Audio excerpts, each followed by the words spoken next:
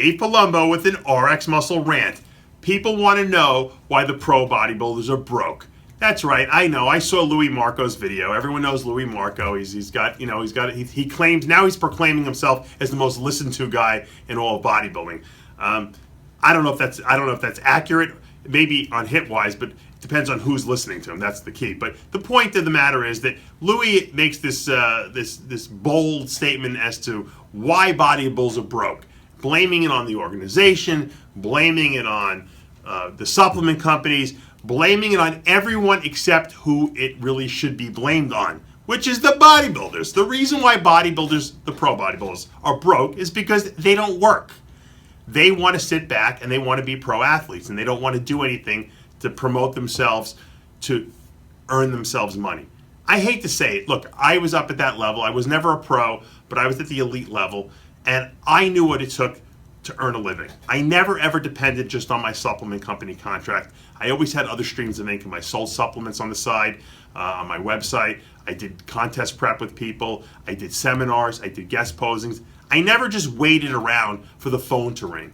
And you know what? Unfortunately, the elite, bunch of bodybuilders, aside from a handful of guys that are very, industrious in terms of making money, most people just wait around. They don't do anything. They do the bare minimum, we saw all this controversy. I don't know if you guys have been following with John Meadows proclaiming that he was screwed over by, Aaron Singerman and PJ Braun, and that they weren't paying him. And look, I don't know what happened over there because only those guys know what happened. But the bottom line is that PJ Braun made a video where he said that John Meadows did not, live up to his contractual obligations of posting online.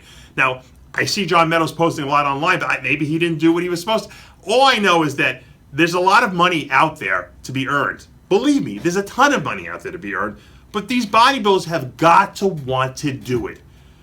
If you're at the elite level, where everyone in the world knows who you are, let's take Ruly Winkler for an instance, since Louis Marco is basically crying, oh, poor Lou. What does he call him? He's got a little nickname from Boo something or another. But he has a nickname for Ruly Winkler. Hey, he's crying, poor Ruly has a wife and kids and can't support himself. Well, what does Ruly Winkler do aside from bodybuilding, aside from lifting weights? Okay, maybe he should start his own website. Maybe he should, start filming himself. Maybe he should start his own YouTube channel like you, Louis, so he can leverage himself, start talking to the fans. I'm sure the people in Curacao hold him up as a hero. Why not exploit that so that he can make some money from it? Why not offer these people advice, give them diet advice, charge them? People are willing to pay for information out there. Believe me, I know, because I make a lot of money from people paying me for information. And it takes a lot of time out of my day to do that.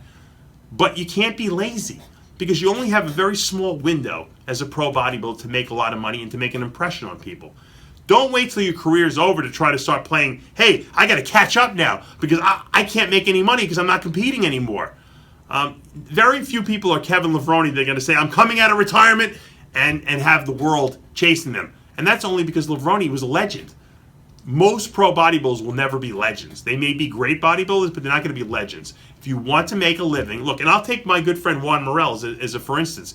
He's got a couple contracts out there. He does some guest posings, but he also does diet consulting for people. He's a coach, and he makes way more money as a coach online, okay, than he does at any of his other endeavors in bodybuilding, because he knows that eventually he's going to have to stop bodybuilding, and he's going to need to make a living to provide for his family.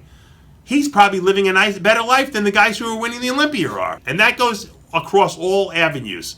Stop being lazy, guys. You can't depend on other people to pay your bills. If you wait for people to sign you for magazines, and it's not the magazine's fault. It's not the magazine's fault. It's not the supplement company's fault, because they don't have to provide you with money. I own Species Nutrition. I wish I can give out $1 million contracts to people. I can't afford it. I won't be able to pay my bills. I'll be out of business. And it's not my job to do that. My job is to keep my company in business, and I have to make decisions to do so. The bodybuilder's job is to earn a living for their families. And if pro bodybuilding prize money won't do it, you got to find another niche for yourself to do it. It's not up to the promoters. It's not up to the supplement companies. And it's not up to the media websites. The media websites report the news. That's all they do. The supplement companies provide supplements for the users to use. They don't need to have Mr. Olympia on their cover to sell good quality supplements. Okay? That's what people have to understand. It's not our responsibility to pay everyone else's bills. It's your own responsibility. So when you get into pro bodybuilding, or you get into bodybuilding period, always look for a way to make money. People may make fun of Boston Lloyd, but you know what? That guy makes more money than most people out there. And he's doing it legitimately now. So I take my hat off to him. Don't be lazy, guys. That's the theme of this rant. Dave Palumbo, RxMuscle.com.